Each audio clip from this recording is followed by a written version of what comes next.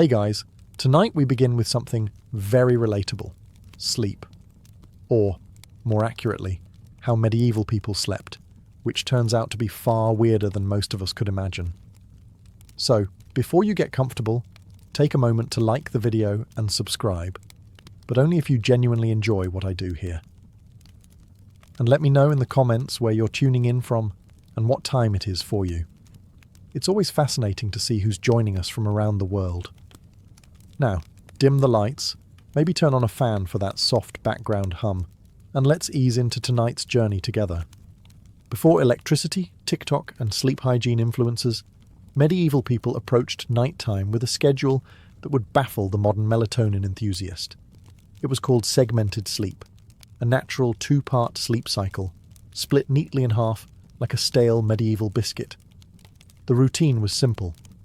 After sundown, most people turned in early, drifting off into what was known as first sleep.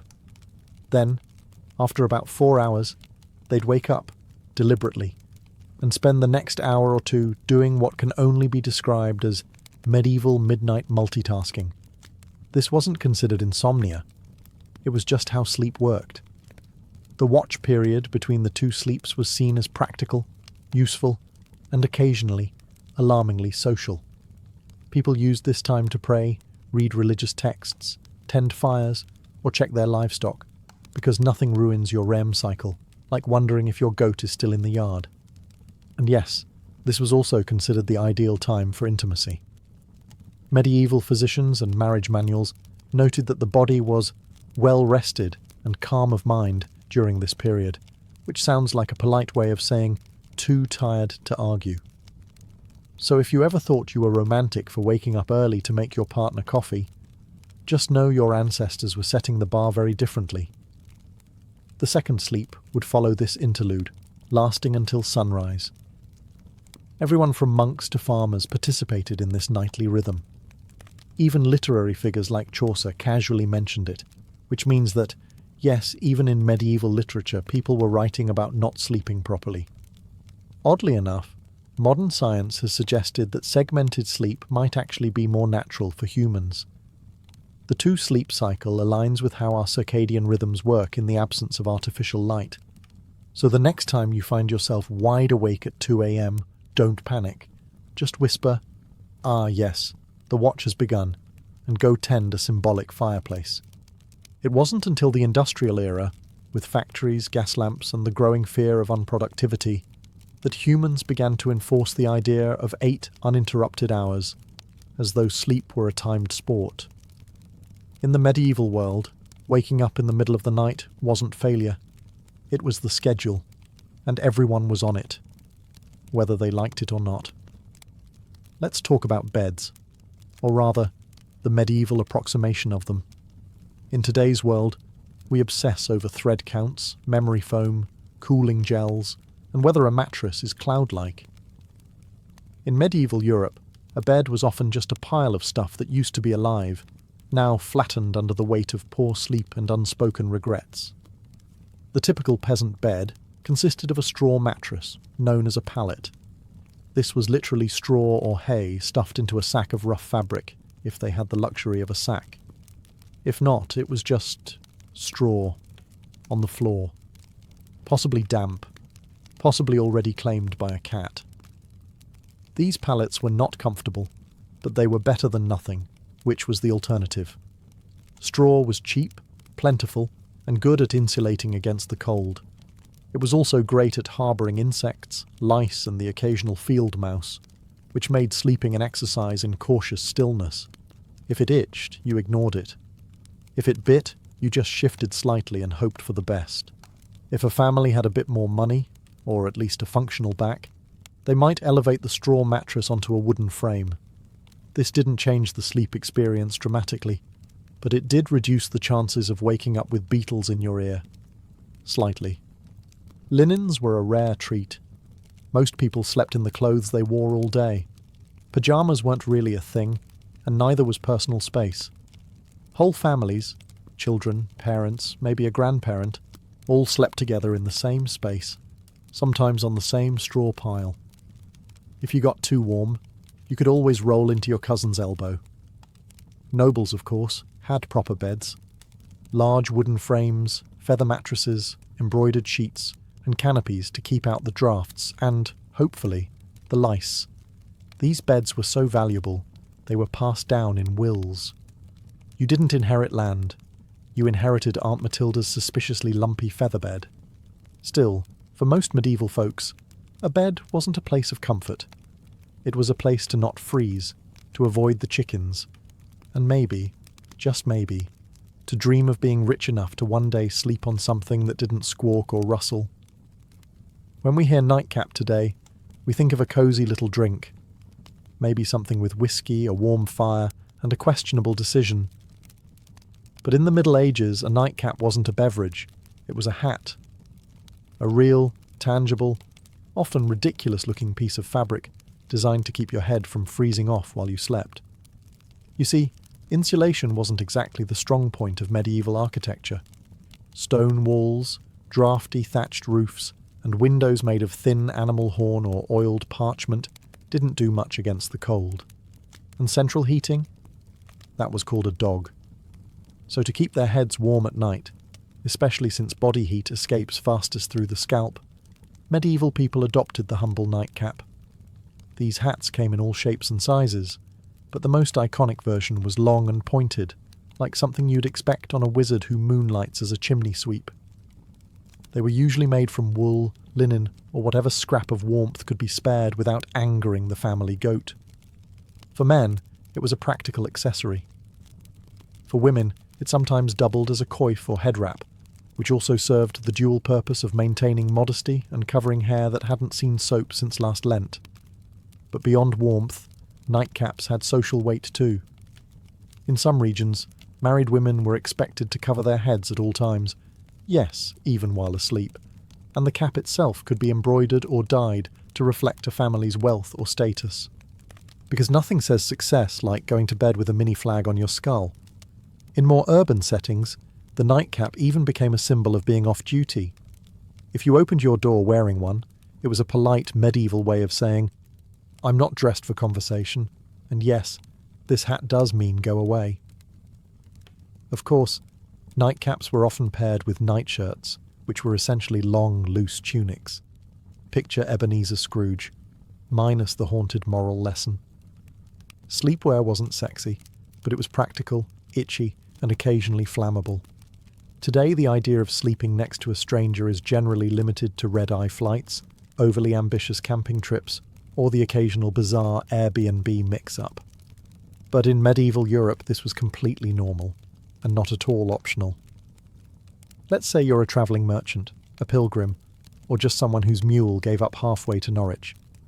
You find an inn, a rare luxury in itself, and ask for a place to sleep. What you get is not a room, or a bed, or even a particularly clean floor. What you get is a spot, in a bed, that's already occupied. Medieval inns operated more like human bunkhouses than modern hotels. Privacy was not expected.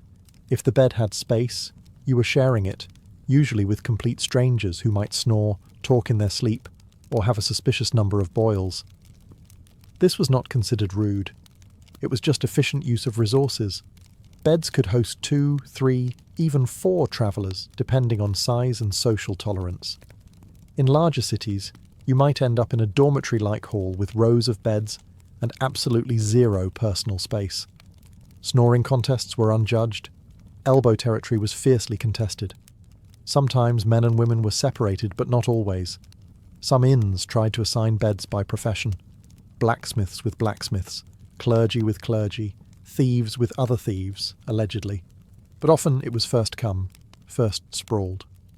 And while this might sound like a nightmare to modern germaphobes, back then it was an upgrade from sleeping outdoors with the wolves, the rain, and the occasional peasant uprising. Worried about theft? Many travellers slept with their purse tied to their belt or hidden under their clothes. Others slept on top of their bundles, turning luggage into both pillow and alarm system. If someone moved your bag, it usually meant you were about to wake up poorer. The rich, of course, did not suffer this fate.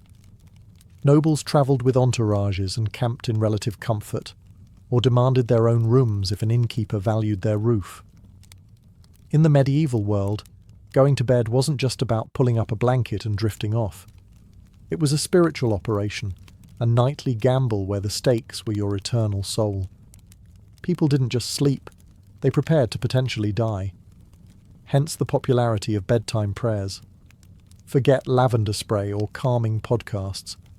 Medieval sleepers wound down with confessions, psalms, and soul-cleansing spiritual clauses, just in case they died somewhere between good night and dawn. The idea was simple. You could die at any moment, from illness, fire, demons, or, most dangerously, being over 30 in the year 1247. So you'd better say your prayers, not because it was comforting, but because hell was terrifying, and you didn't want to show up uninvited, unwashed, and spiritually dishevelled. One common version? If I should die before I wake, I pray the Lord my soul to take. Sweet, right? Except it's basically a legal document written by a 7-year-old, acknowledging death as a likely bedtime outcome. Many adults had a whole catalogue of prayers for different threats. One for when you were feeling guilty. One for when you thought the devil might be hiding in the rafters. One for plague prevention, which unfortunately aged poorly. Some even prayed to specific saints known for watching over sleepers, kind of like holy bouncers guarding your soul at the club door. The really devout, monks, nuns, and overly anxious nobles ended their day with Compline, the final prayer service before bed. After Compline, they took a vow of silence, which wasn't hard because everyone was already exhausted, underfed, and mildly afraid of the dark. Children were also encouraged to pray, in part because it was good for their souls, and in part because it gave them something to do other than ask why the dog was in their bed again. Parents reminded them that angels were watching, which sounds adorable until you realize it was less guardian angel and more celestial surveillance system. In short, prayer before sleep was less about peace and more about last-minute damage control. Think of it like medieval antivirus software. You hoped it worked, even if you didn't fully understand how. In the modern world, dreams are usually dismissed as random nonsense, stress, too much cheese, or your brain trying to file paperwork in the dark. But in the medieval world, dreams were taken very seriously, as in, eternal consequences serious. Dreams weren't just dreams, they were considered messages. From God, saints, the devil, your guardian angel, or possibly that weird relic you kissed last Sunday. Some dreams were divine revelations, others were demonic temptations. Either way, you were supposed to pay attention, and possibly write it down, or confess it, or fast for 3 days just to be safe. Theologians, monks, and self-proclaimed visionaries spent an alarming amount of time interpreting dreams. Entire texts were dedicated to decoding them. Dreamt of fire? Might be hell. Dreamt of water? Could mean purification, or drowning. Dreamt of a man with a goat's head juggling fish? You better call a priest immediately, and possibly move. Medieval people believed that what happened in dreams mattered, because your soul was still active while you slept. This meant that your actions in a dream could reveal hidden sins or spiritual weaknesses. That mildly embarrassing dream about stealing a loaf of bread, that might be your subconscious confessing your guilt for real-world gluttony, or just hunger. But still, better to confess it anyway, just in case. Monks and nuns often recorded their dreams and shared them with spiritual superiors. Some were celebrated for having holy visions during sleep. Others were quietly told to eat fewer onions before bed. Of course, dreams weren't just spiritual puzzles. They also made excellent plot devices. Medieval literature is full of dream sequences where knights encounter angels, demons, or metaphorical creatures spouting poetry about virtue. Dreams were basically the Netflix of the medieval world, except with more allegory and fewer happy endings. The church, predictably, was suspicious. Not all dreams were divine, and some were believed to be planted by demons to corrupt the innocent. If you dreamt of something unwholesome, it could mean your soul was under attack, or that you just slept too close to the fireplace fumes again. In modern times, some people let their pets sleep in the bed. It's a cosy, if occasionally smelly, arrangement. In the Middle Ages, however, sharing a bed with an animal wasn't a quirky personal choice. It was a heating strategy. Let's start with the basics. Medieval homes weren't exactly built for comfort. Stone walls, no insulation, drafts so aggressive they probably had names. Central heating, that was called the family pig. In peasant homes, it wasn't unusual for humans and livestock to sleep in the same room, sometimes the same bed, and very often the same pile of straw. Chickens wandered freely, dogs curled up at your feet, pigs snorted softly beside the hearth. And if you were lucky, none of them bit you during the night. This wasn't about affection, though medieval people certainly appreciated their animals. It was about survival. Animals generated body heat. They were warm, dependable, and, unlike some relatives, didn't hog the blanket. A large dog could keep your toes from freezing. A cow in the corner might raise the room temperature by a degree or two, which in January felt like a miracle. Medieval homes, especially those of the lower classes, often had just one room for everything: cooking, eating, sleeping, occasionally dying. Everyone, humans and animals alike, made do with the same space. Children might be nestled between parents and a goat. A chicken might serve as an impromptu alarm clock. Hygiene? Let's not ask too many questions. For wealthier families, this wasn't as common. Nobles didn't usually sleep next to livestock, though they might still have lapdogs in bed. Not for heat, but for fashion and flea redistribution. Some castles even had separate sleeping areas for favourite animals, because nothing says power like a dog with its own room and title. There were drawbacks, of course. Animals can be loud. They can wander. And they are not, historically speaking, known for respecting personal space. But medieval people adapted. A hoof in the face at 3 a.m? Just part of the bedtime routine. If you've ever had to share a room at a youth hostel and thought, this is a bit much, allow us to introduce the medieval monastic dormitory, a place where comfort went to die quietly under a vow of silence. Monasteries didn't believe in personal space, or softness, or fun, really. The typical dormitory housed dozens of monks, all sleeping in a single large room, usually arranged in neat rows like morally upright sardines. Beds, if you could call them that, were often wooden planks, sometimes with a straw mattress if the abbot was feeling generous, or it was a feast day. You slept fully clothed. Not out of modesty, but because getting dressed in the dark at 2 a.m. for prayers was more painful than just going to bed already prepared. The monastic uniform, including robe, belt and sandals, doubled as spiritual armour and poor insulation. If you got cold, you layered up. If you got hot, well, no, you didn't. There were no pillows, no privacy curtains, and absolutely no talking. Silence was enforced, not suggested, under the rule of St. Benedict. If you rolled over and groaned too loudly, you might find yourself on chamber pot duty for a week. Snoring, however, was a grey area. You couldn't control it, but if it became disruptive, the Lord might still hold you accountable. Or at least your cellmates would. Lighting was minimal. 1 candle, maybe. You didn't need to see. You just needed to lie still and not sin. That was the goal.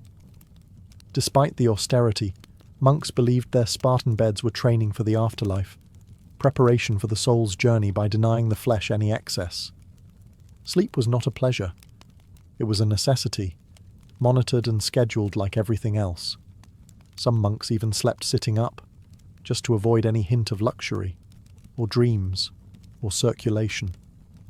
Compared to this, peasant straw piles and snoring pigs almost seem luxurious. At least the pig didn't judge you. Let's talk about something that would horrify most modern sleepers: waking up voluntarily at 2 a.m, and not for a bathroom break or a doom scroll, but for prayer. Loud, cold, candle-lit prayer. In medieval monasteries, this was standard practice. Monks and nuns followed a rigid daily schedule based on the canonical hours, which included matins, the first service of the day. And by day, we mean the darkest part of the night, when even the owls were still deciding whether to wake up. The bell would toll, often rung by someone who drew the short straw, and the entire dormitory of robed, sleep-deprived souls would shuffle off to the chapel in silence. And yes, still in full clothing, because monks didn't do pyjamas. The only layering system they believed in was spiritual.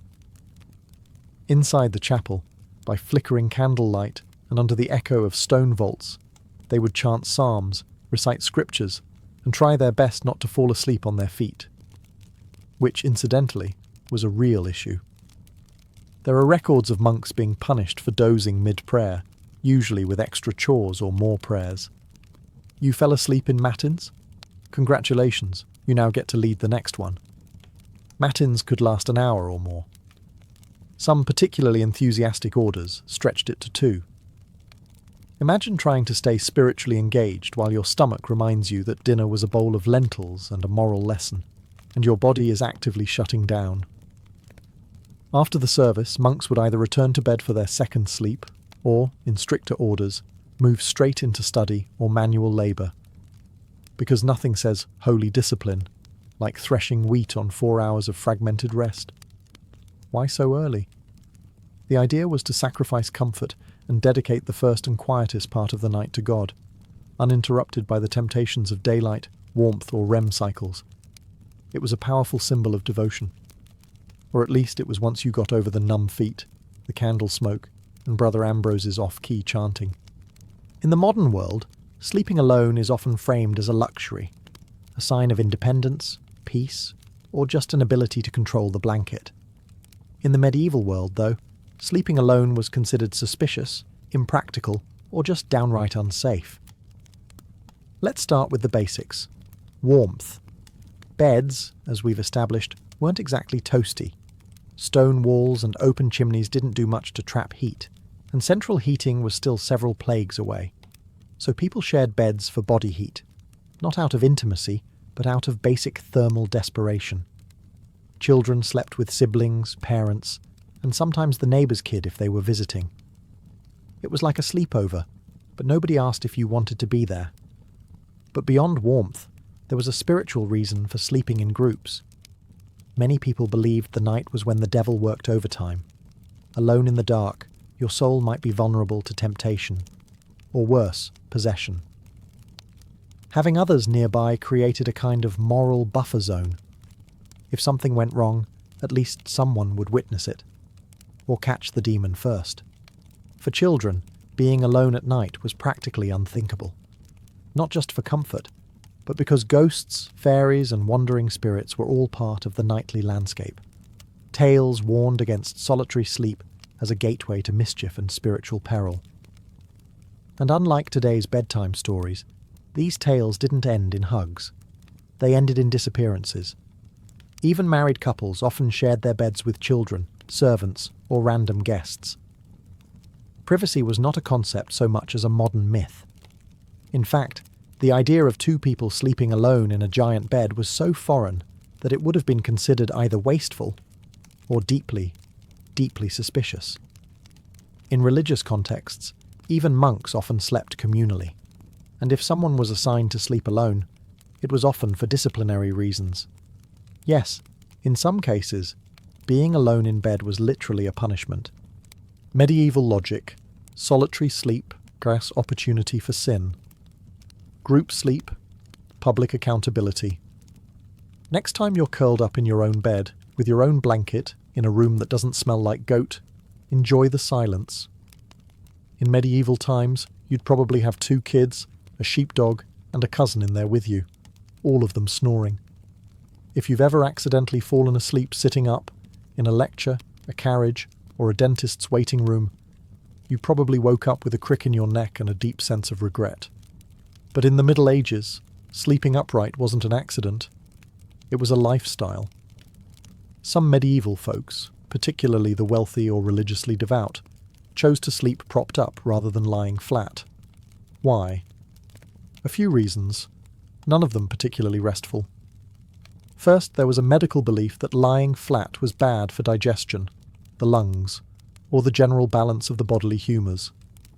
In a world where doctors thought a sneeze could rearrange your soul, this logic made perfect sense. Upright sleeping, they believed, helped avoid congestion of the brain, which sounds ominous, but mostly meant don't drown in your own phlegm. Second, there were spiritual concerns. Lying flat was considered too close to the posture of the dead. You didn't want to confuse God, or worse, attract attention from the angel of death by sleeping in the same position used at funerals. Superstitious? Absolutely. But when your local priest doubled as the community's health consultant, you picked your battles carefully. As a result, people often slept partially reclined, supported by large bolsters, pillows, or the wooden headboard equivalent of a medieval lazy-boy. Nobles sometimes had their beds rigged with angled supports to maintain a semi-seated posture, perfect for digesting one's evening meat pie or fending off surprise demon attacks. Monks took it a step further. In stricter orders, they might even sleep sitting upright on a bench, or leaning against a cold wall with nothing but a hood to muffle the discomfort. It wasn't about health, it was about discipline. If you were too comfortable, you might dream. If you dreamed, you might sin. If you sinned, well, welcome to confession at 5 a.m. Needless to say, this wasn't about quality rest. It was about virtue, discomfort, and mildly confusing theology. Forget haunted dreams or goblins under the bed. For medieval people, the real monsters of the night were already in the sheets, small, persistent, and entirely uninterested in your prayers. We're talking, of course, about fleas, lice, and the medieval bedroom's unofficial mascot, the bedbug. Let's not sugarcoat it. Hygiene wasn't exactly medieval Europe's strong suit. Baths were rare, laundry was expensive, and soap was sometimes made from substances better left unnamed. Add that to straw-filled mattresses, shared bedding, and the occasional live chicken underfoot, and you've got the perfect environment for an all-you-can-eat pest buffet. Fleas and lice were so common they were practically roommates. Peasants dealt with them daily. Nobles, despite their satin sheets and feather beds, were not exempt. In fact, some richer households had dedicated nitpickers, actual servants tasked with removing lice from their employers' hair and clothing. Imagine that as your job title. Master of the Royal Scalp. Bedbugs, meanwhile, were the silent assassins of medieval sleep. They hid in wooden bed frames, mattress seams, and even the cracks in stone walls, emerging at night to feast like tiny vampires. If you ever wondered why medieval people wore nightcaps and slept fully clothed, it wasn't always about warmth. Sometimes it was pest defense armor. Solutions ranged from mildly effective to impressively deranged. Some households burned strong-smelling herbs like wormwood or tansy to repel bugs. Others slept with garlic, onions, or even ashes in the bed, which may have done little for the pests, but certainly kept romance to a minimum. It wasn't just physical discomfort either. Fleas were often seen as symbols of sin or moral impurity, biting reminders of the fall of man and poor bedding choices. Entire poems were written about fleas, some moralizing, some weirdly romantic, because nothing says I love you like, let us be united like the flea that bites us both. So, while modern sleep is interrupted by buzzing phones and streetlights, medieval sleep was more likely disturbed by scratching, twitching, and the subtle feeling that something was crawling on your shin. Because it was. We've all had restless nights. But have you ever tried falling asleep while wearing 100 pounds of iron? No? Well, in the Middle Ages some people did exactly that, because apparently nothing says sweet dreams like being prepared to joust in your sleep. Now, to be clear, most people, even knights, didn't regularly sleep in full armour. It was hot, heavy, and loud. Trying to roll over in a suit of chainmail is a bit like trying to nap inside a bag of cutlery. But during wartime or in hostile territory, sleeping partially armoured was considered the safer choice. Comfort? Optional. Survival? Highly recommended. A knight on campaign might remove only his helmet and gauntlets, keeping his mail shirt or breastplate on, just in case enemies decided to stage a midnight surprise party. There's nothing quite like waking up to the sound of hooves and having to suit up while still half dreaming about turnips. In castles under siege, men-at-arms might even sleep with swords or axes at their side, like some very aggressive bedtime security blankets. Shields doubled as pillows, and if the enemy breached the walls, well, at least you wouldn't have to get dressed.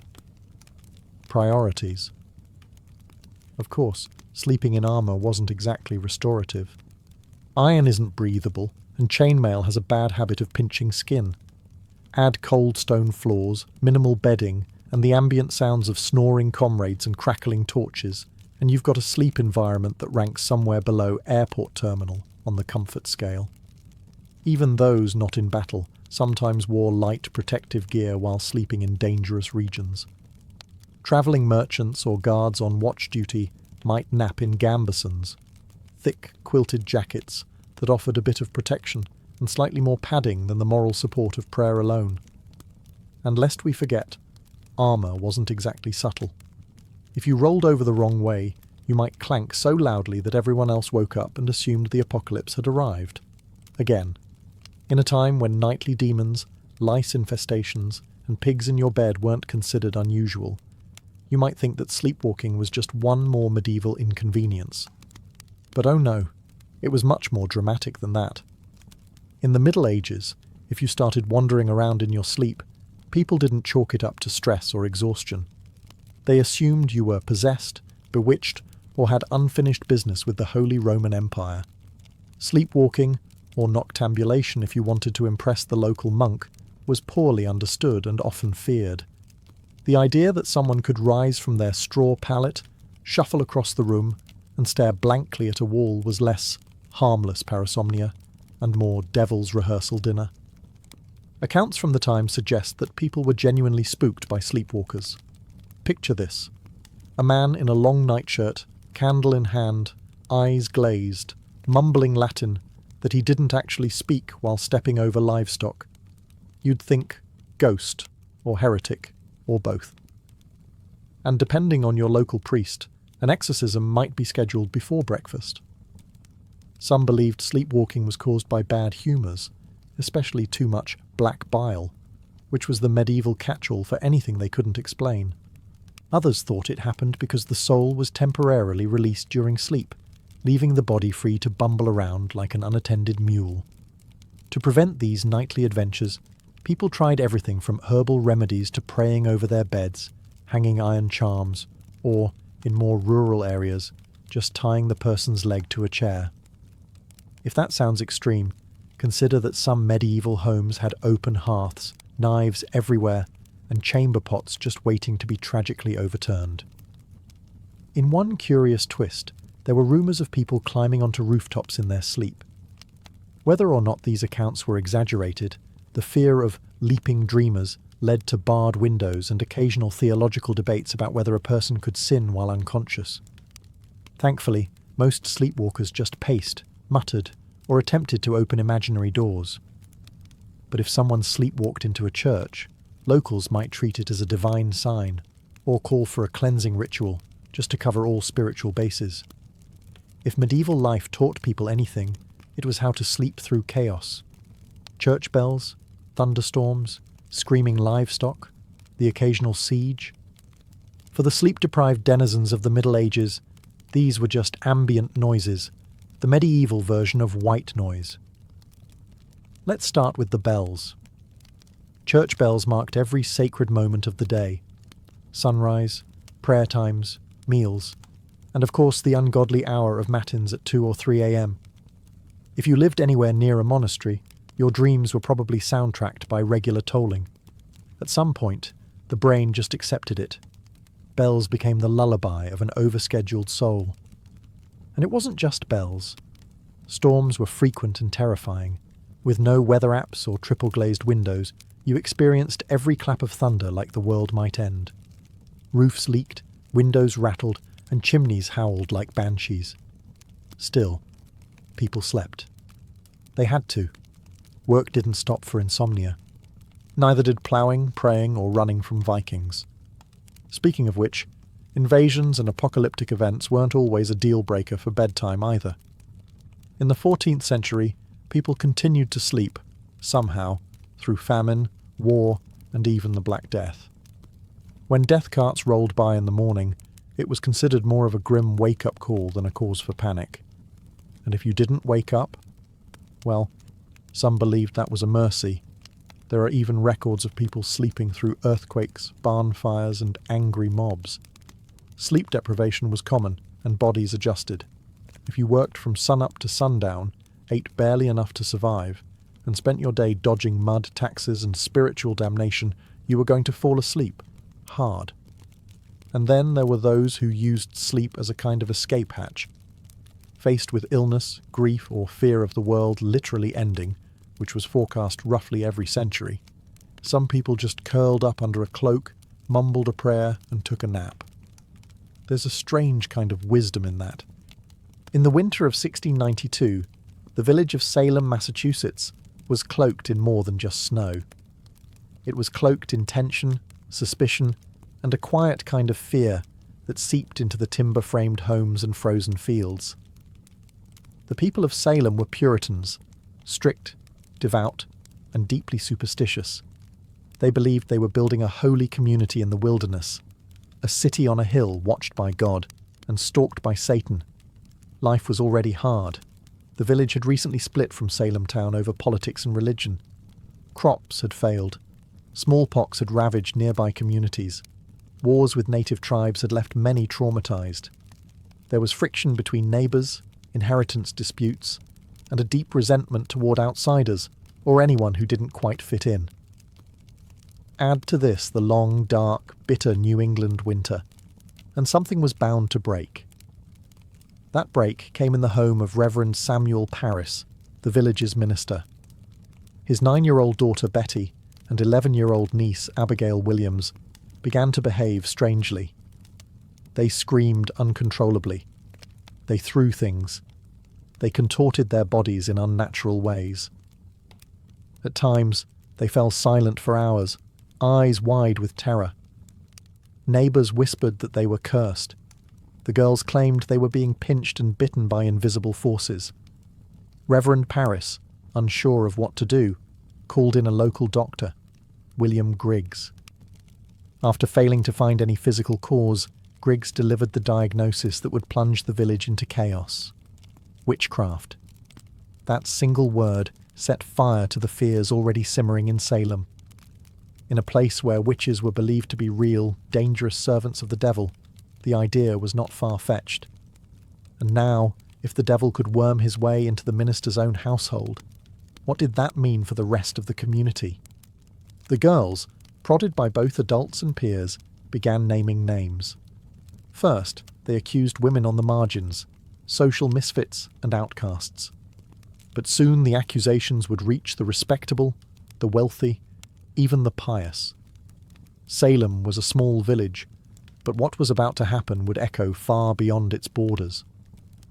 What began as whispers in the dark would soon become cries from the gallows, and a legacy of paranoia that still haunts America's history books. Once the idea of witchcraft took root in Salem, it spread like ivy, quiet at first, then strangling everything it touched. The afflicted girls, Betty Parris, Abigail Williams, and soon others like Ann Putnam Jr. and Mercy Lewis, seemed to grow bolder with each passing day. They convulsed in court, screamed during prayers, and claimed they could see dark spirits hovering over certain villages. It wasn't just childhood imagination, it was theatrical, public, and, most disturbingly, believed. The first to be accused were those with the least protection, women who already lived on the edges of society. Sarah Good, a homeless beggar, was known for muttering to herself when turned away from doorsteps. People claimed her mumbling was a curse. She smoked a pipe. She snapped at children. She fit the mould of a witch because she didn't fit the mould of a Puritan woman. Sarah Osborne hadn't attended church in over a year and had scandalised the community by marrying her indentured servant after her first husband died. A woman who defied convention, clearly suspect. Tituba, the enslaved woman in Reverend Parris's household, was the most exotic of all. Originating from Barbados, her storytelling, accent, and folklore frightened the villagers.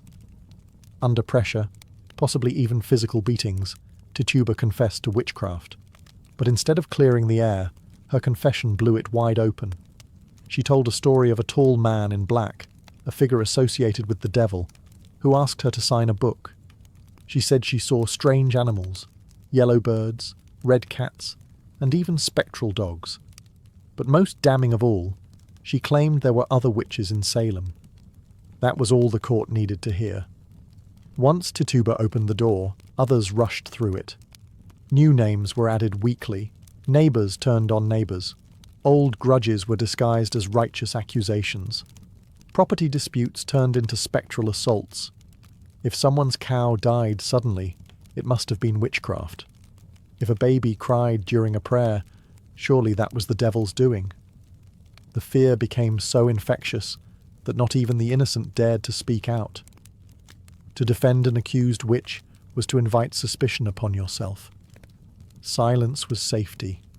And so, the web of accusations widened, trapping the village in its sticky, unseen threads. Logic was fading. Hysteria was now in control. As accusations mounted and the village reached a fever pitch, the colonial government stepped in. Governor William Phipps, recently appointed and eager to maintain order, established a special court to deal with the chaos. It was called the Court of Oyer and Terminer, from the French meaning to hear and determine. But what it really became was a factory for fear-driven justice. The court convened in Salem town in June of 1692, and it was no ordinary tribunal. Its rules were warped by panic. Instead of requiring hard evidence or reliable witnesses, it allowed something far more dangerous: spectral evidence. Spectral evidence was testimony that a spirit or spectre of the accused had afflicted the victim. In other words, if a person claimed to have seen your ghost-like form in a dream choking them, that was admissible in court. Never mind that the accused could be asleep at church or miles away. It was their spirit doing the devil's work. You couldn't cross-examine a dream. And worse, you couldn't disprove it. Children were now treated as star witnesses. Their seizures, screams, and gasps in court became more theatrical by the day. One girl, Mary Walcott, would fall into fits the moment a suspected witch entered the room. If a prisoner looked at her, she shrieked. If they didn't look at her, she shrieked louder. The performances were mesmerizing, and the judges, including the influential Judge Samuel Sewall and Chief Justice William Stoughton, accepted it all. Defense lawyers? There were none.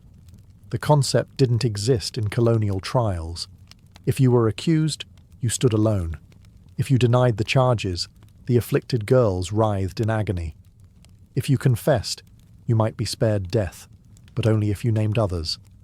The system rewarded lies and punished silence. Worse still, the trials became public spectacles. People travelled from nearby towns to witness them. The accused were paraded into court in shackles, often bewildered, often poor, and almost always powerless. And yet, not everyone believed. Some townsfolk whispered that the girls were faking. Others questioned why only certain types of people were being accused. But few spoke openly. Questioning the court meant questioning the will of God. In Salem, reason had stepped aside, and the law had become a mirror, reflecting fear, not justice. On June 10, 1692, the gallows in Salem claimed its first victim, Bridget Bishop. She was not new to scandal. Her reputation made her an easy target. She wore bright red clothing, ran a tavern, and had been accused of witchcraft years earlier. During her trial, neighbours testified that her spirit pinched them in the night, that their babies died after she passed by, and that she kept enchanted dolls. She denied everything. Still, the court found her guilty. She was led to Gallows Hill, a barren, wind-swept patch of earth just outside Salem. No prayer, no mercy. The rope was pulled, the crowd watched, and with that single execution, the machinery of death began to churn. The hangings that followed came quickly. On July 19th, 5 more women were executed: Sarah Good, Susanna Martin, Rebecca Nurse, Elizabeth Howe, and Sarah Wilds. Some had good standing in the church. Rebecca Nurse, in particular, was a shocking case, an elderly pious woman beloved in the community. Even the jury initially found her not guilty. But under pressure from the court and the afflicted girls, the verdict was reversed. Nurse's final words were whispered through the air like a warning. "I am as innocent as the child unborn." But it didn't matter. The noose did not discriminate. In August, more executions followed. On September 22nd, the deadliest day, 8 people were hanged in a single morning. Among them was Martha Corey, a woman who had doubted the trials early on, and her husband Giles Corey, who met a different fate. Giles refused to enter a plea. The court, unable to proceed with a trial without one, resorted to an ancient English punishment, peine forte et dure. He was pressed to death. Stones were piled on his chest, slowly, cruelly, over 3 days. His final words, as legend has it, were "more weight." By the end of the hysteria, 19 people had been hanged, 1 pressed to death, and at least 5 more died in jail awaiting trial. Dozens confessed falsely to save their lives. Over 200 people were accused. The gallows cast long shadows over Salem, not just on the hill, but in every heart. Fear had become law, and justice, blindfolded, had been led to the scaffold. While the executions claimed the spotlight, hundreds of others sat in cramped, foul-smelling jails, waiting for a verdict or a miracle. Salem's small jail couldn't contain them all. Accused witches were held in neighbouring towns like Ipswich and Boston, chained to walls, starving, freezing, and forgotten. Most of the accused weren't witches, or even outcasts. They were neighbours, friends, parents, children, people whose only crime was having a quarrel with the wrong person or owning land someone else wanted. In many cases, personal grudges disguised as divine justice drove the accusations. A pig wandered into a neighbour's yard and died. Must be witchcraft. Someone refused to help with firewood. Clearly they'd cursed the axe. Mary Easty, sister of the executed Rebecca Nurse, was one such case. She was a respected mother of 7, known for her piety. Initially released by the court, she was rearrested days later after new fits from the afflicted girls. Her second arrest sealed her fate. In a final petition to the judges, Mary begged them not for her own life, but that they put a stop to these proceedings, before more innocent blood is shed. She was hanged soon after. Another notable case was Dorothy Good, the 4-year-old daughter of Sarah Good. After her mother's arrest, Dorothy was interrogated and, under pressure, confessed to being a witch. Her answers, gibberish and fear, were taken as truth. She was imprisoned for 8 months in chains. When finally released, she was mentally broken, never recovering from the trauma. Pregnant women were not spared. Elizabeth Proctor, whose husband John Proctor would later hang, was found guilty and sentenced to die. But because she was pregnant, her execution was delayed. It likely saved her life. She gave birth in jail and was eventually released after the trials ended.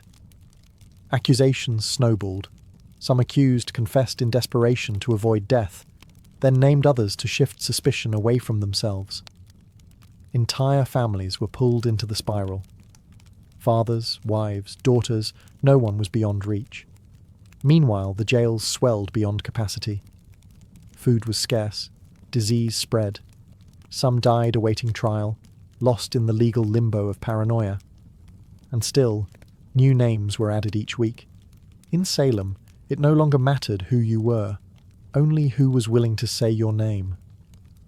By the fall of 1692, the spell of hysteria began to crack, not because the court came to its senses, but because reality forced its way back in. The turning point came when accusations grew too bold. People who had once supported the trials found themselves suddenly on the wrong side of them. Reverend George Burroughs, a former Salem minister, was arrested and charged with being the ringleader of the witches. He He was well-educated, well-spoken, and had previously clashed with influential families in the village. That was enough. But on the day of his execution, Burroughs did something shocking. He stood on the gallows and flawlessly recited the Lord's Prayer, something witches were believed incapable of doing. The crowd fell silent. Some wept. Even hardened observers were shaken. But the execution went on. That moment planted a seed of doubt. Then came the accusation of Mary Phipps, the wife of Governor William Phipps. Suddenly, the hysteria had reached the top of the colony's social ladder. Phipps, already unnerved by growing criticism and chaos, finally took action. In October 1692, he dissolved the court of Oyer and Terminer, halting all pending executions and trials. Public sentiment had shifted. Ministers, once silent or complicit, began to speak out. Increase Mather, one of the colony's most respected theologians, denounced the use of spectral evidence. "It were better," he said, "that 10 suspected witches should escape, than one innocent person should be condemned." A radical thought in a society that had, for months, believed exactly the opposite. People who had once cheered the trials began to question them. The jails were still full, but the appetite for more blood had dulled. Too many respected figures were being accused. Too many innocent people had been buried. The villagers had begun to see that this wasn't divine justice. It was madness. Confessions dried up. Some accusers backtracked. Others disappeared from public view. And those who had previously shouted the loudest now lowered their eyes. The fear hadn't disappeared, but it had exhausted itself. The public wanted stability. The officials wanted to save face. And Salem, bruised and ashamed, was finally ready to wake from its nightmare. The storm was breaking. But the damage, it had already been done. By late 1692, the judicial system that had fueled the hysteria began to collapse under the weight of its own absurdity. With the court of Oyer and Terminer disbanded in October, a new, more cautious court, the Superior Court of Judicature, was formed in early 1693. This time, things were different. Spectral evidence was no longer allowed, and the judges were noticeably more skeptical of the accuser's wild claims. The result? The convictions slowed dramatically. Many accused witches were acquitted outright. Of the 56 cases brought before the new court, the majority were released. Even those who had already confessed began to recant their testimonies, admitting that fear, torture, or pressure had forced them to lie. The dramatic performances of the afflicted girls lost their persuasive power. The most prominent case in the unravelling of the trials was that of Reverend Samuel Willard, a respected minister who came under suspicion. While he was never formally charged, the fact that such a high-ranking devout man could be suspected highlighted how arbitrary and corrupt the process had become. The court, once ferocious, was now cautious. They began quietly releasing those still in jail.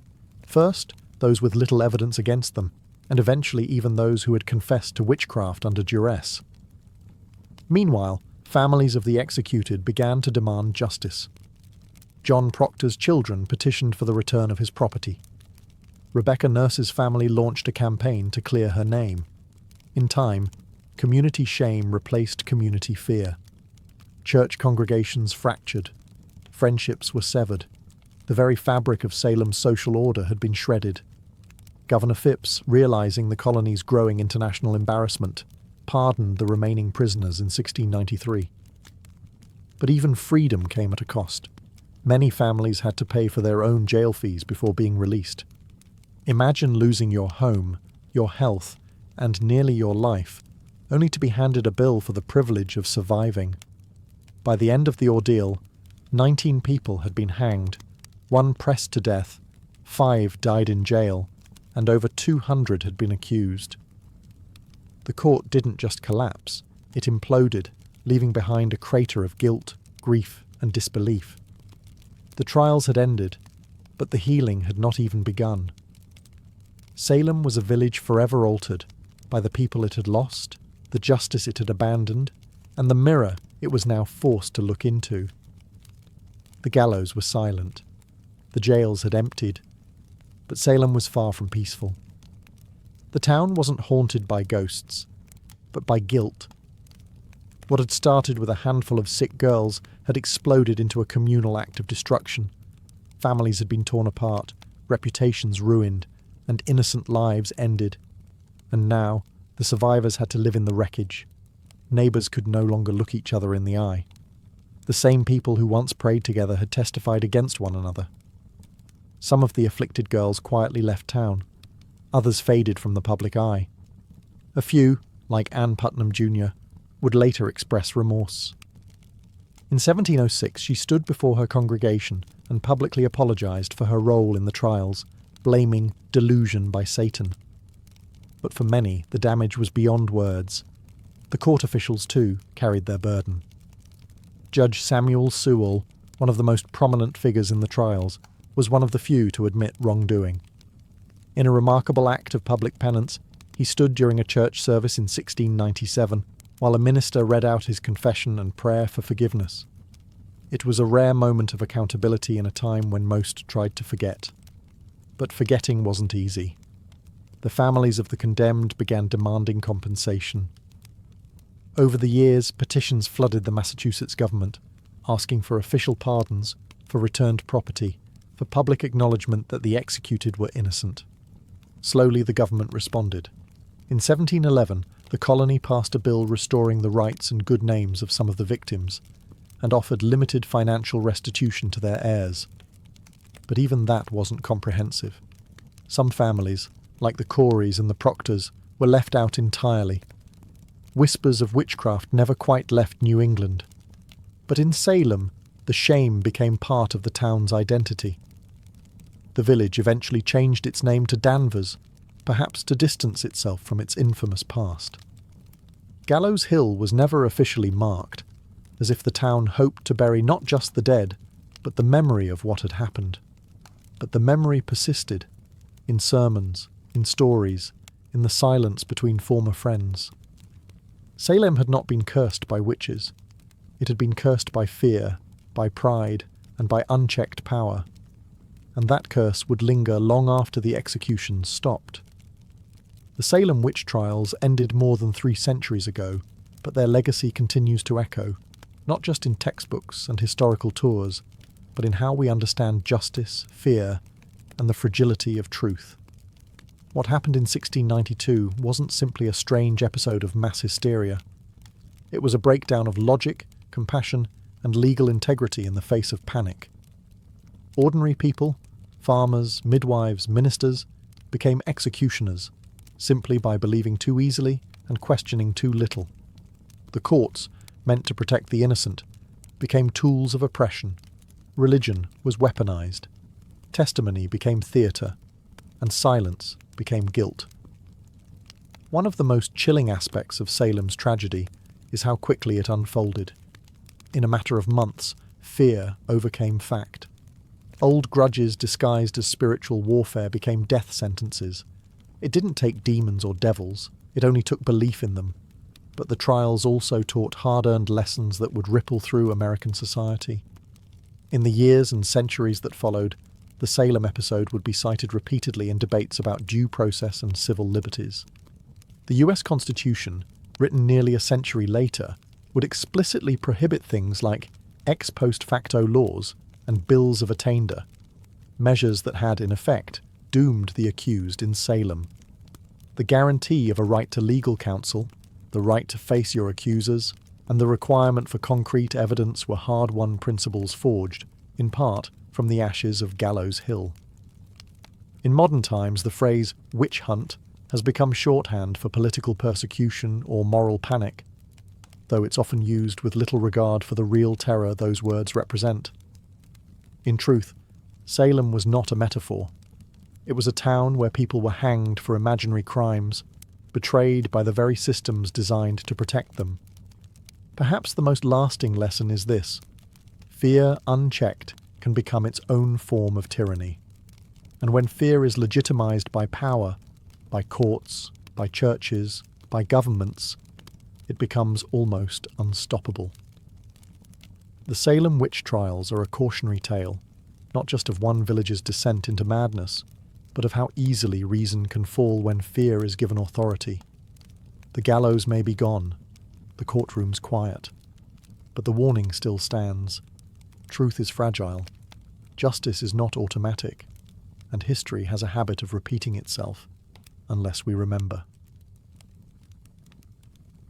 Fulvia was born around 83 BCE into the elite yet slightly eccentric Fulvi family, an old plebeian house that had long since clawed its way into the upper echelons of Roman politics. Though not one of the oldest patrician clans, the Fulvi had produced consuls, generals, and orators. Their bloodline carried both ambition and a taste for disruption. Fulvia's father, Marcus Fulvius Bambalio, was known more for his bumbling speech than his political legacy. His nickname, Bambalio, literally referred to his stammer. But Fulvia, she was no stammerer. She was born to command. From a young age, Fulvia would have been surrounded by the sharp-edged world of Roman power. Senators and generals debated policy in her home. Elections and treachery were daily news. She would have seen how politics wasn't just played in the forum, but in marriages, funerals, rumours, and backroom deals. Women in elite Roman households were expected to be quiet partners, refined, educated, and obedient. Fulvia would break all of those expectations. She was wealthy, highly educated, and connected, and she knew it. While her early life remains hazy in the historical record, her later actions suggest a young woman who was observant, politically literate, and utterly unafraid. This wasn't someone who faded into the background. She had a strong personality, a sharp political mind, and a will to act even in the male-dominated space of Roman governance. This was also a period of unprecedented instability. The Republic was unravelling. Civil wars, populist revolts, and power struggles between generals like Sulla, Pompey, and Caesar were turning Rome into a pressure cooker. The old rules were collapsing, and Fulvia came of age right in the middle of it. Rather than recoil from chaos, Fulvia would learn to use it. Her early life didn't produce the kind of modest matron Rome idealized. It produced a woman who saw politics not as a man's world to be feared, but as a battlefield to be mastered. She would go on to marry 3 powerful men, each one a radical player in Roman history. But Fulvia wouldn't just marry power. She would command armies, lead revolts, and become the first Roman woman to appear on coinage, not as a goddess, but as herself. Rome wasn't ready for Fulvia, but she was ready for Rome. Fulvia's first marriage was to Publius Clodius Pulcher, and it was anything but conventional. Clodius was no ordinary Roman noble. He was a populist agitator, a political arsonist with a flair for chaos, scandal, and street-level power. To many of the Roman elite, he was dangerous. To the masses, he was a hero. And to Fulvia, he was a strategic opportunity.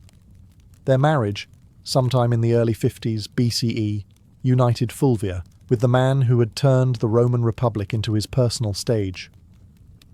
Clodius was infamous for his theatrical defiance of tradition. He had once disguised himself as a woman to infiltrate a sacred female-only religious ceremony in Caesar's home, scandalous behaviour that only seemed to raise his popularity. He later renounced his patrician status to run for the tribunate of the plebs, an office that gave him veto power over the Senate. Clodius understood Rome's street politics better than most, and Fulvia, far from being a passive consort, was right there beside him. She wasn't a silent partner. Roman sources suggest that Fulvia actively participated in her husband's political world. She engaged with his supporters, was visible during his campaigns, and managed their household as a hub for Clodian politics. Together, they represented a new kind of Roman power couple. Bold, populist, and unapologetically aggressive. But the alliance came at a cost. In 52 BCE, Clodius was murdered on the Appian Way by the bodyguards of his political rival, Titus Annius Milo. His death sent shockwaves through Rome. But Fulvia was not about to mourn quietly. She staged a political funeral that historians still talk about today. She paraded Clodius's mutilated body through the Roman Forum, bloodied wounds exposed for maximum effect. The public was horrified and enraged. Riots erupted. The Senate House was burned to the ground. Fulvia had turned personal grief into public uprising. This was her first major political act, and it worked. Her ability to manipulate public emotion, use spectacle as strategy, and wield her husband's legacy as a weapon made her a new kind of player in Roman politics.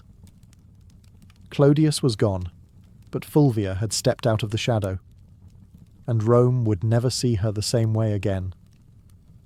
Fulvia didn't linger in mourning. In Rome, political capital had a short shelf life, and she understood that better than anyone.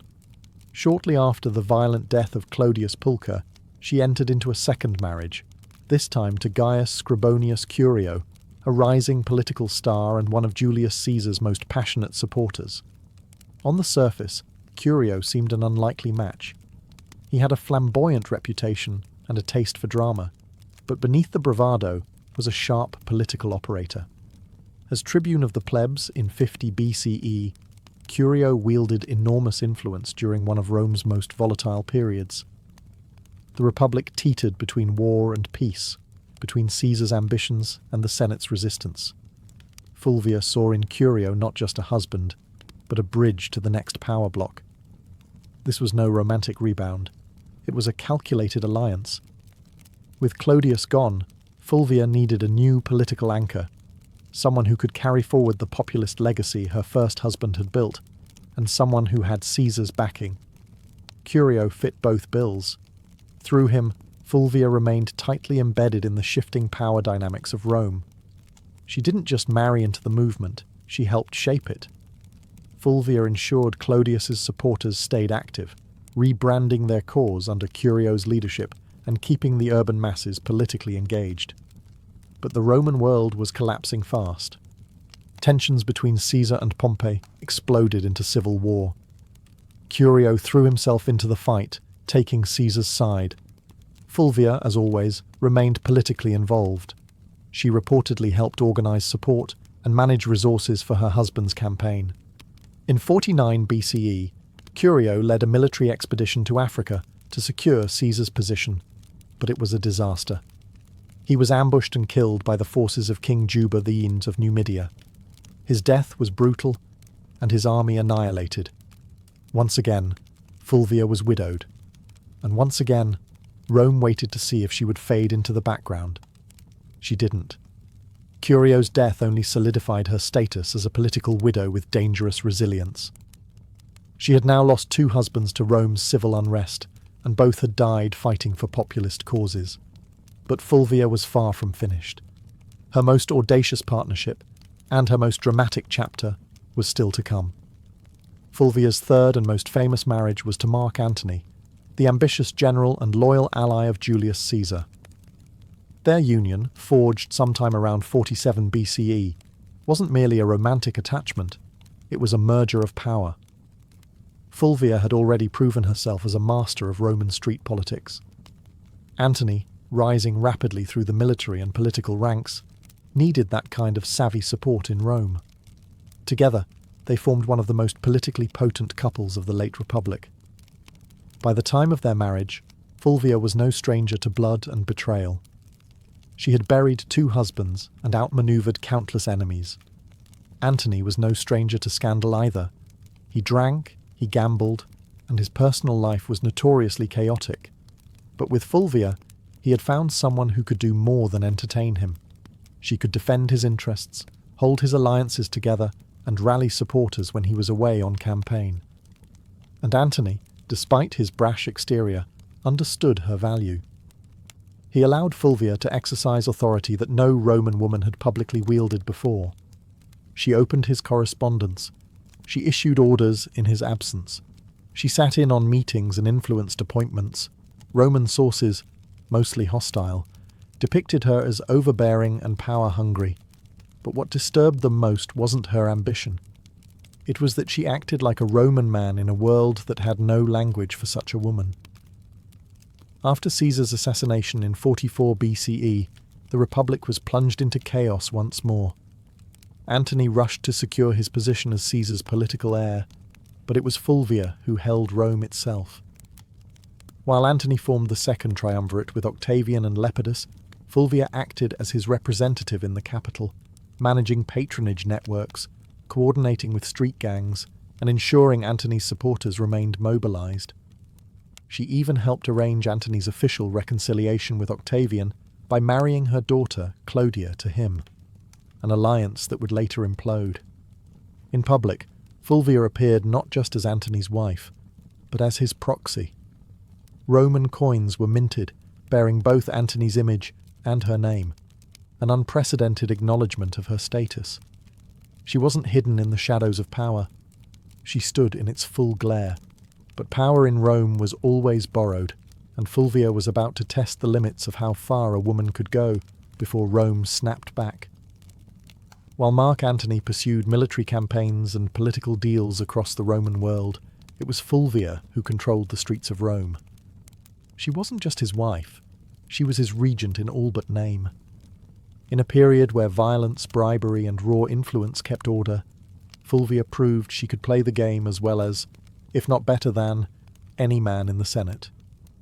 Rome, in the aftermath of Caesar's assassination, was a battlefield without swords. Power had become a moving target. Fulvia understood this, and she anchored Antony's authority in the capital by becoming his political substitute.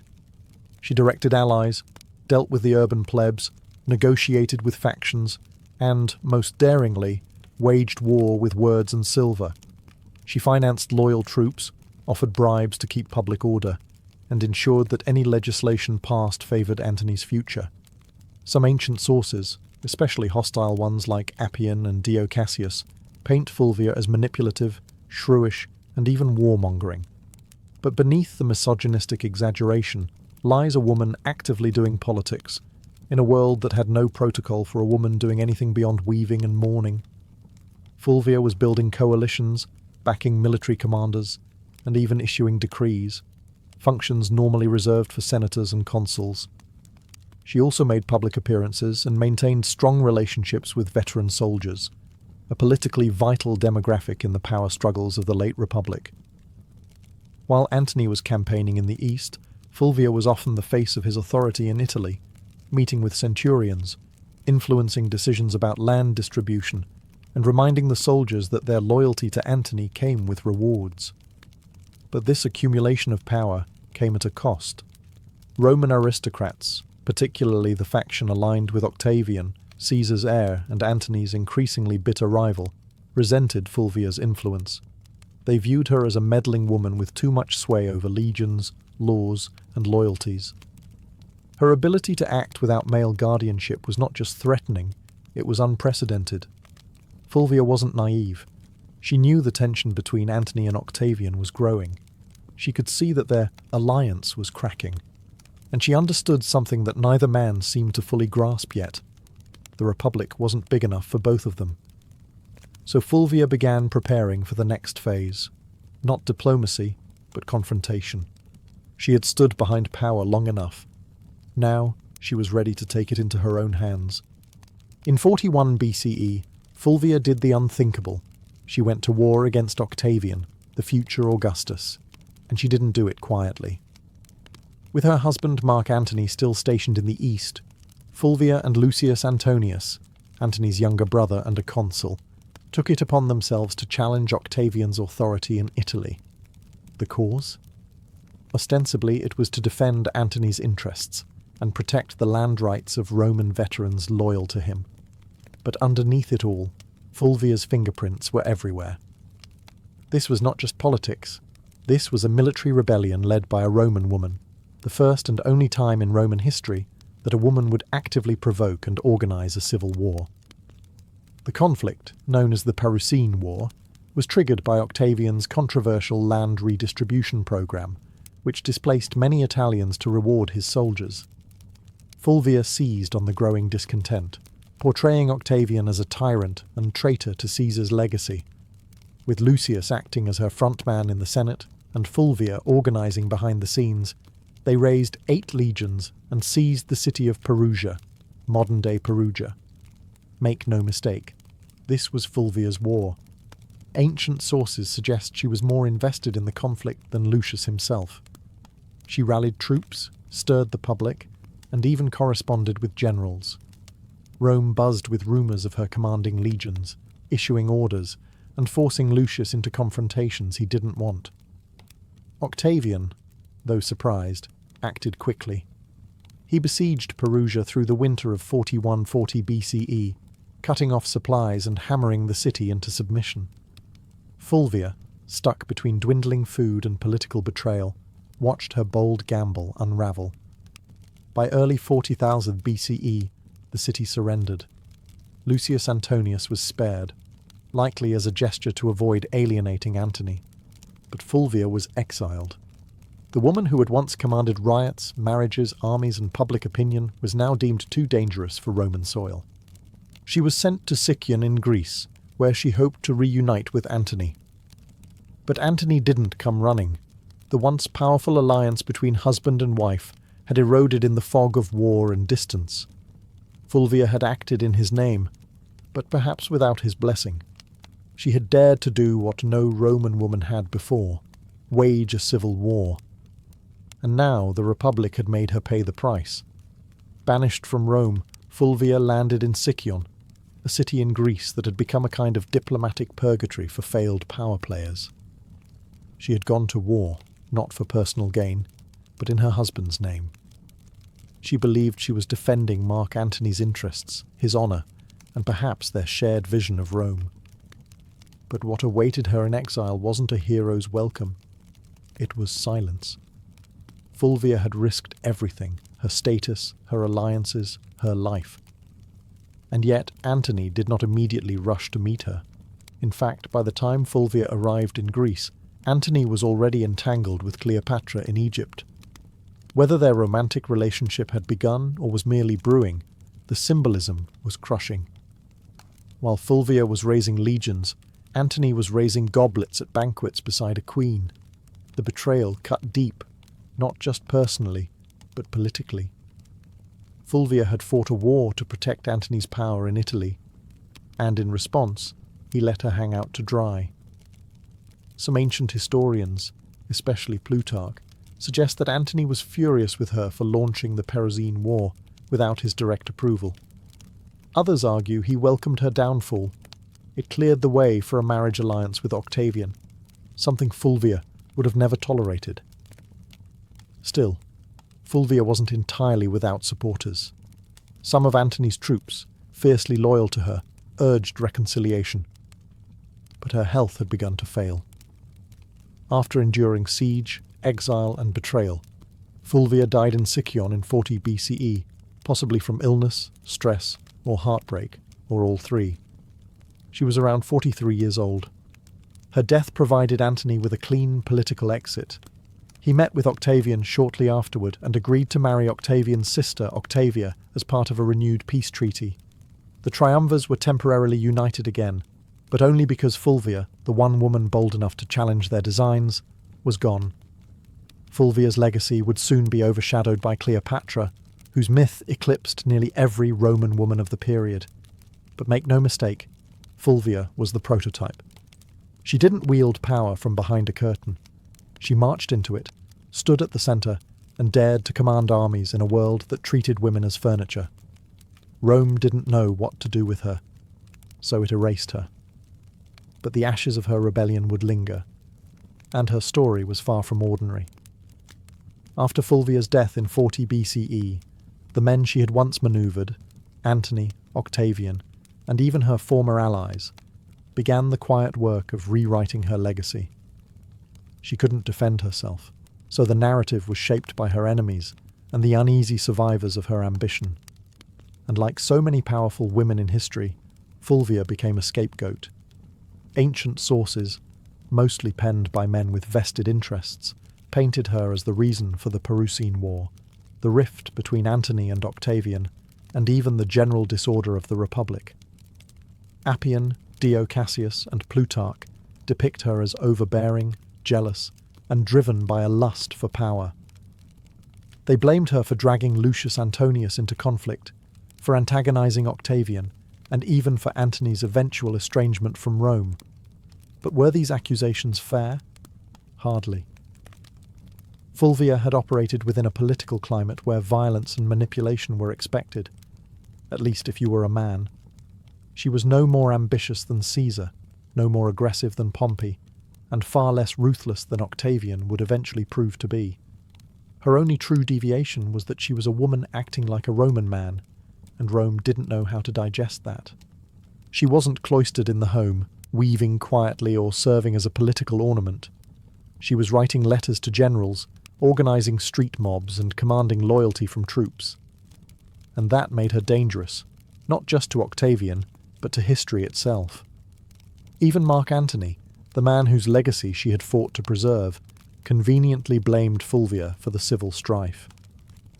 After reconciling with Octavian and marrying his sister, Antony used Fulvia's death as a diplomatic cleansing. Her memory became the price of his political survival. There were no monuments raised in her honour, no grand funeral, no mourning speeches in the Senate. Just silence. Yet, her enemies couldn't erase her entirely. Fulvia had done too much. She had raised armies, steered elections, negotiated alliances, and fought a civil war. She was the first Roman woman whose name appeared on coinage, not as a deity or metaphor, but as a political agent. The damage to her reputation was deliberate, but so was her presence in the historical record. Despite every attempt to bury her behind caricature and slander, Fulvia refused to vanish. Her defiance still echoes. You just have to listen past the men. Fulvia's story ends in silence, but her legacy is anything but quiet. In the centuries that followed her death, historians and writers struggled to place her in Rome's grand narrative, because Fulvia broke every rule of what a Roman woman was supposed to be. She didn't just advise power from the shadows, she became power, and that made her both unforgettable and deeply unsettling to a patriarchal world. In a society where women were expected to influence through whisper and marriage, Fulvia shouted through policy, war, and political theatre. She was not a consort, she was a commander. And yet, she was remembered more for her defiance than her accomplishments. Roman historians couldn't handle a woman who didn't stay in her place, so they rewrote her as shrill, power-hungry, and disruptive. But read between the lines, and a different figure emerges. Fulvia was the first Roman woman to mint coins with her name. She organised political factions, leveraged marriage as a tactical weapon, and manipulated Roman street politics with stunning effectiveness. She moved through the civil wars of the 1st century BCE, not as a bystander, but as a player. A woman whose influence terrified senators and shaped the fate of triumvirs. Her downfall wasn't due to incompetence, it was due to timing and gender. Had she been born a man, she might have been remembered as a second Caesar or a more charming Cato. Instead, she was cast as the wicked woman who dared too much. Still, her legacy quietly lingered. Later, Roman women like Livia Drusilla, Agrippina the Younger, and even Cleopatra herself, though of a different world, would all operate in the shadow Fulvia helped carve. They would manipulate emperors, wield armies, and control succession. But Fulvia did it first, and with no imperial title to shield her. Today, modern historians have begun re-examining Fulvia with fresh eyes. No longer a cautionary tale, she is being recognised as one of the most politically active women in Roman history, someone who tested the boundaries of female power and paid the price. She didn't simply live in the age of triumvirs, she challenged them. And while Rome may have tried to erase her, Fulvia left fingerprints in every corner of its collapse. Not a footnote, a force, a woman centuries ahead of her time. By the summer of 1963, the United States was a country teetering between two worlds, one rooted in centuries-old systems of oppression and another aching to breathe free. In the Deep South, segregation wasn't just a social norm, it was the law. Black Americans were barred from restaurants, schools, buses, voting booths, and even drinking fountains. Police brutality was rampant. Lynchings still occurred. And in places like Birmingham, Alabama, peaceful protesters were being met with snarling dogs and high-pressure fire hoses. But change was coming, and it wasn't asking for permission. In just a few years, the civil rights movement had surged into the national spotlight. Sit-ins, freedom rides, and boycotts had become familiar headlines. Leaders like Rosa Parks, Medgar Evers, and John Lewis were no longer just names. They were symbols of defiance. The March on Washington wasn't born out of a single conversation. It was the result of rising frustration and fierce hope. Black Americans were no longer content with waiting.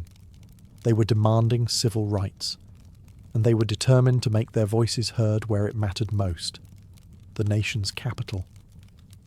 The idea of a mass march in Washington, D.C. had been floating around for decades.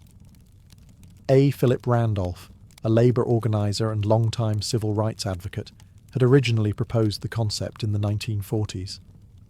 Back then, it was meant to pressure the Roosevelt administration to desegregate the defense industry. That protest was called off after Roosevelt caved and signed an executive order. But now, in 1963, the stakes were even higher. Randolph, along with other civil rights leaders, including Bayard Rustin and Dr. Martin Luther King Jr., revived the vision. And this time, they weren't just marching for jobs.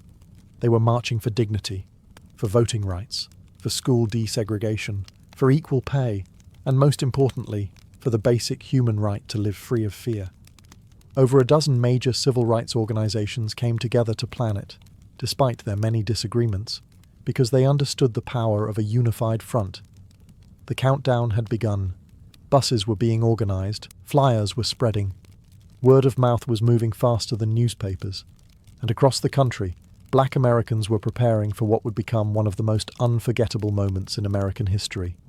The dream was taking shape, one footstep at a time. Pulling off a protest of any kind in Washington, D.C. was no small feat, but planning one for over 100,000 people, possibly more, was madness. Logistically, it sounded like a nightmare. Food, water, transportation, sound systems, bathrooms, medical teams, permits, crowd control, safety plans. And yet, somehow, they made it happen. At the center of this controlled chaos stood Bayard Rustin, a man who, despite being openly gay and often kept behind the scenes for political reasons, was a master strategist. Rustin had once studied non-violence directly under Mahatma Gandhi's followers in India. He had marched, been jailed, beaten, and surveilled by the FBI. But nothing fazed him. He saw the March on Washington as a chance to show the world what disciplined, non-violent protest could achieve when coordinated with military precision. In just 8 weeks, Rustin and his team transformed the idea into a reality. The march was officially called the March on Washington for Jobs and Freedom, and it was deliberately framed to include both racial justice and economic opportunity.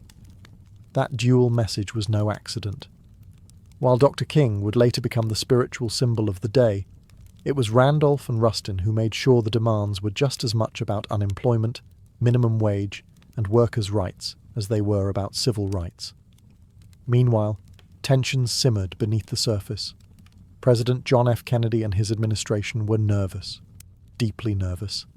They feared riots, backlash, or worse, bloodshed. Civil rights leaders assured them the protest would be peaceful. Still, the National Guard was on standby, hospitals in D.C. were put on alert, and liquor sales were banned for the day. Federal workers were even told they could stay home. And then there was the question of unity. The Big Six civil rights organizations, NAACP, CORE, SNCC, SCLC, National Urban League, and Randolph's Brotherhood of Sleeping Car Porters, often clashed over tactics. Some wanted more radical action, others more diplomacy. SNCC's young firebrands were growing impatient with King's non-violent approach, but they all agreed on this. The time for silence had passed. Rustin's plan read like a military operation. Every bus and train was tracked. Every speaker was timed to the minute. Every route had marshals trained in crowd control. They weren't just planning a march, They were orchestrating a moment that would shake the conscience of a nation. August 28th, 1963. A sweltering Wednesday in Washington, D.C. The sun was already hot by 9 a.m., and the humidity clung to the skin like a second shirt. But it didn't stop them. From every corner of the country, they came. Black, white, young, old, students, clergy, factory workers, and celebrities. Some wore their Sunday best. Others clutched protest signs. They came by bus, train, carpool, and even foot. Over 250,000 people in total, converging on the National Mall like a rising tide of hope. And yet, there was no chaos. Despite the government's fear of riots and unrest, the scene was astonishingly calm. Volunteers directed foot traffic. The Red Cross handed out water. Groups sang freedom songs, held hands, and cheered as new marchers arrived. You could hear gospel choirs near the reflecting pool and chants of jobs and freedom echoing off the marble columns of the Lincoln Memorial. Celebrities joined in too. Harry Belafonte, Sidney Poitier, Paul Newman, Marlon Brando, Joan Baez, Bob Dylan. But no one was there for autographs. They were there to witness history and lend their voices to a cause bigger than any one person. The crowd was orderly but energized. There was no pushing, no looting, no violence. Instead, there was a shared understanding that this wasn't just a protest. It was a sacred moment. For many Black Americans, just standing on the Mall felt like a quiet act of revolution. To be seen, to be counted, to say, "We are here," in front of the same Lincoln Memorial where the great emancipator sat in stone. It was a full circle moment, generations in the making. At exactly noon, the official program began. Leaders took the stage one by one, each representing different organizations, ideologies and regions, but united in message. Speakers demanded equal pay, desegregated schools, a living wage, and an end to police brutality. Mahalia Jackson sang. Marian Anderson, who had once been banned from singing at Constitution Hall because of her race, now sang for thousands beneath the open sky. As the hours passed, the tension grew, not from unrest, but from anticipation. The man everyone was waiting for had not yet spoken, and when he did, the world would stop, listen, and remember. The march wasn't just making history. It was becoming legend, minute by minute. By mid-afternoon, the crowd had grown quiet. Not because they were tired, but because they knew what was coming. Standing in the shade of the Lincoln Memorial, Dr. Martin Luther King Jr. approached the podium. He wore a dark suit, a neatly tied tie, and an expression of deep calm that barely concealed the fire building inside him. He carried prepared remarks, typed and written collaboratively with his advisors the night before. But what the world would remember wasn't what had been typed. It was what came from his heart. He began with measured intensity, outlining the grim realities of segregation, police violence, and broken promises. 100 years later, he said, referring to the Emancipation Proclamation, the Negro is still not free. His voice rose and fell like a sermon. He used repetition, rhythm, and silence not as fillers, but as instruments. The crowd listened in rapt attention, some nodding, some wiping away tears, others holding signs that simply read, "Now." But it was what happened next that changed the tone of the entire event, and arguably the trajectory of the civil rights movement itself. Standing just behind King was gospel legend Mahalia Jackson, who had sung earlier that day. She suddenly cried out, "Tell them about the dream, Martin. Tell them about the dream." And King did. He set aside his notes, gripped the podium, and launched into a passage he'd delivered before, but never like this. "I have a dream," he said, and the crowd leaned in. "I have a dream that one day this nation will rise up and live out the true meaning of its creed." Each phrase rang louder, clearer, more resolute. "I have a dream that one day the sons of former slaves and the sons of former slave owners will be able to sit down together at the table of brotherhood. I have a dream. that my 4 little children will one day live in a nation where they will not be judged by the colour of their skin, but by the content of their character. It wasn't a speech anymore. It was a vision, a prayer, a lightning bolt through history. By the time King closed with the words, free at last, thank God Almighty, we are free at last, the crowd erupted. Applause, tears, shouts of joy. They knew they had just witnessed something more than oratory. They had heard prophecy. The power of the March on Washington wasn't just in the speeches or the music, it was in the people. The sheer scale of humanity gathered that day was overwhelming. They came from Mississippi, Michigan, Alabama, New York, California, and everywhere in between. Some were seasoned activists who had marched a dozen times before. Others had never left their hometowns until now.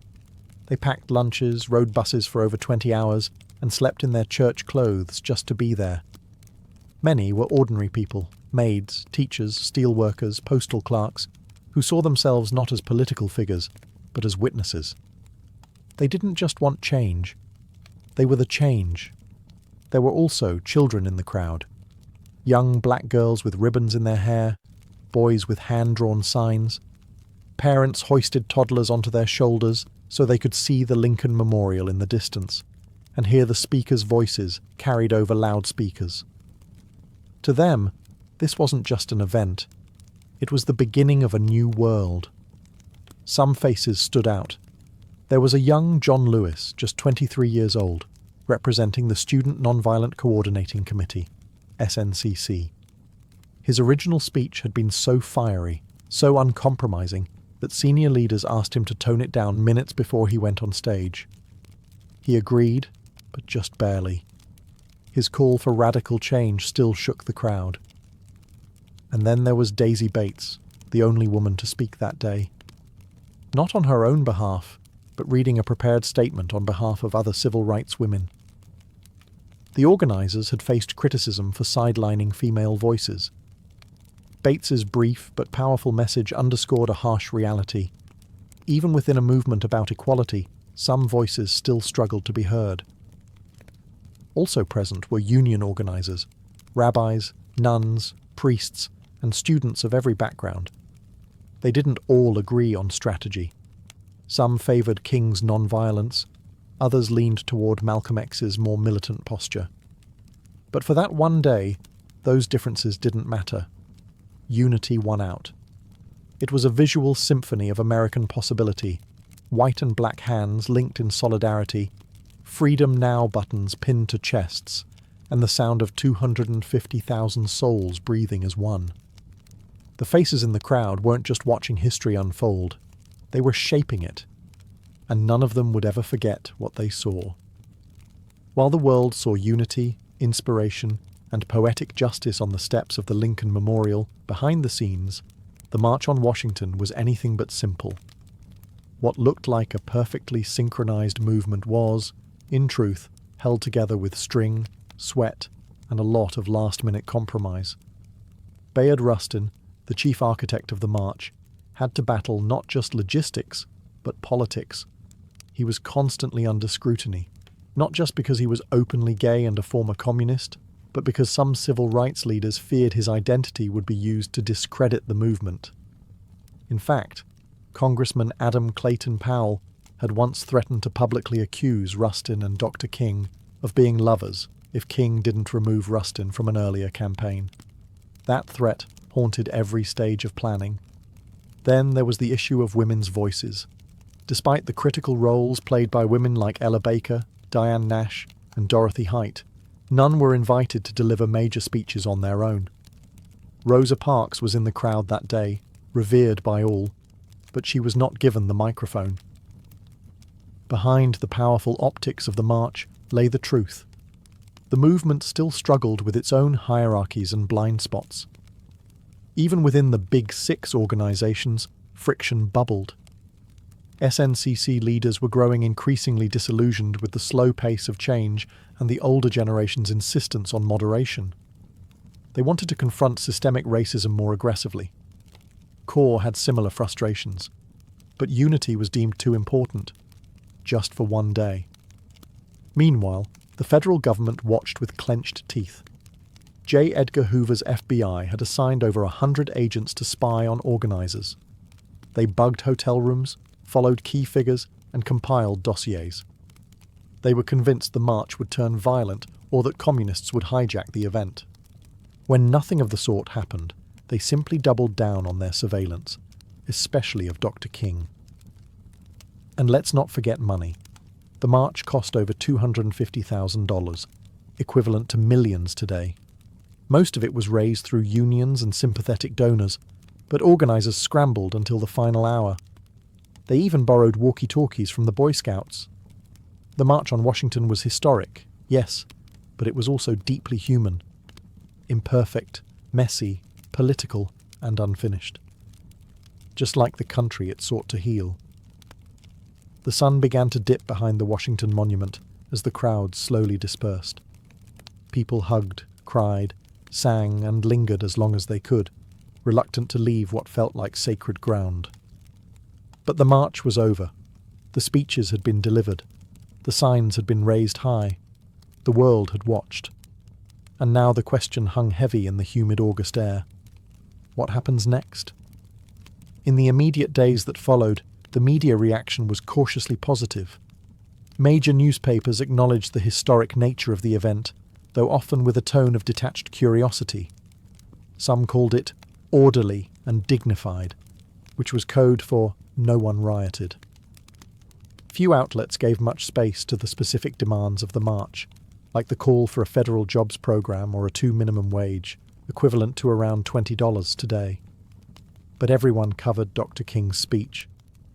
That, at least, could not be ignored. President John F. Kennedy, who had initially opposed the idea of the march, watched it unfold on television with growing admiration and, perhaps, surprise. He called the event impressive and met with civil rights leaders at the White House immediately afterward. But legislative movement remained slow. His proposed Civil Rights Act was still stalled in Congress, caught in the claws of Southern opposition. Some activists were disappointed. They had hoped the march would result in immediate action. Instead, it was back to the grind, organising, marching, resisting, and mourning those who paid the price for justice. Just weeks later, that reality hit hard. On September 15, 1963, 4 black girls were killed in the 16th Street Baptist Church bombing in Birmingham. The dream had been voiced, yes, but the nightmare wasn't over. Still, something had changed. The March on Washington marked a new phase in the civil rights movement. It proved that mass protest could be disciplined, powerful, and impossible to ignore. It brought together a coalition broader than ever before. Labour unions, faith leaders, celebrities, students, and working-class Americans, all in one place, united by justice. And most of all, it gave the movement a voice. A dream. A speech that would be quoted, studied, and echoed across the world. The march was over, but the road was just beginning. And that road would soon lead through blood, legislation, and transformation. The March on Washington didn't just rattle the conscience of America, it reshaped its moral landscape. What had begun as an audacious act of protest became a cornerstone of the civil rights movement's legacy, permanently altering how Americans understood justice, democracy, and the power of collective action. In legislative terms, the march didn't yield immediate victories, but it created momentum. Less than a year later, in July 1964, President Lyndon B. Johnson signed the Civil Rights Act into law. It outlawed segregation in public places and banned employment discrimination based on race, colour, religion, sex, or national origin.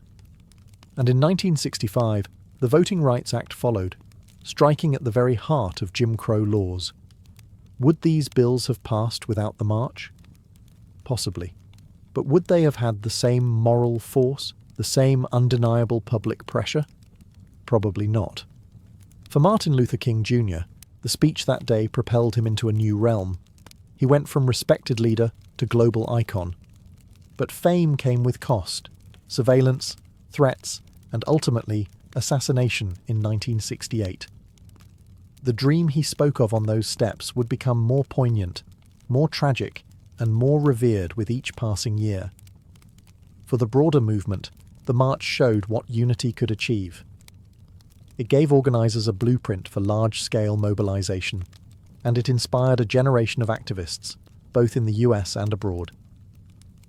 Anti-apartheid organisers in South Africa, student protesters in Europe, and future human rights leaders across the globe would cite the March on Washington as a model. But the legacy isn't just historical. The language of the march, the idea of jobs and freedom, the image of peaceful resistance, the echoes of "I have a dream," still pulses through modern protest. From the Million-Man March to Black Lives Matter rallies, echoes of 1963 reverberate with every chant and every cardboard sign. In Washington, D.C., King's Memorial now stands just across the tidal basin from the Lincoln Memorial.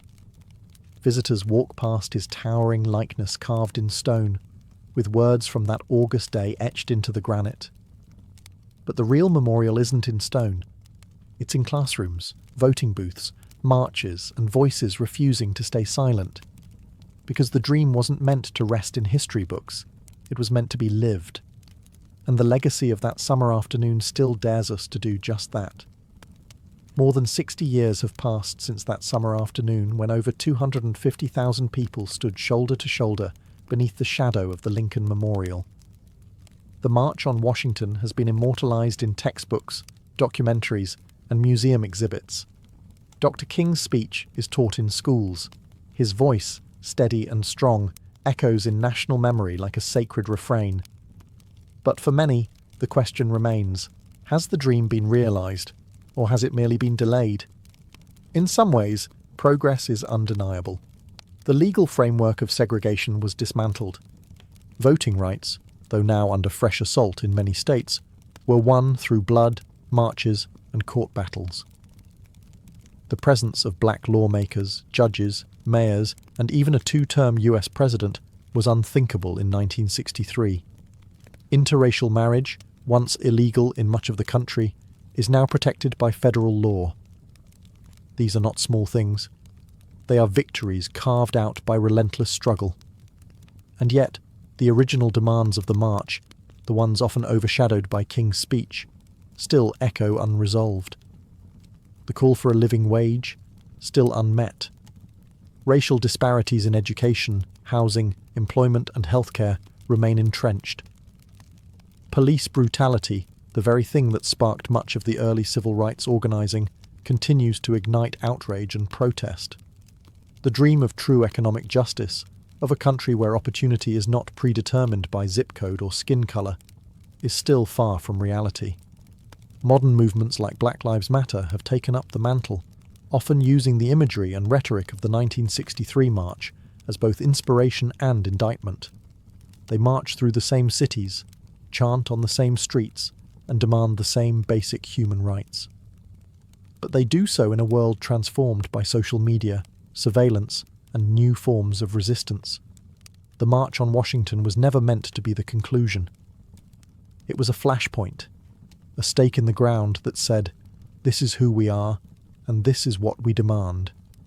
It was a declaration, not a resolution, so the dream remains, battered, challenged, reinterpreted, but still alive. Whether it is deferred, distorted, or one day fulfilled depends not on the past, but on us, on the choices we make, the injustices we confront, and the courage we summon to march, again and again, until the dream becomes a shared, lived reality.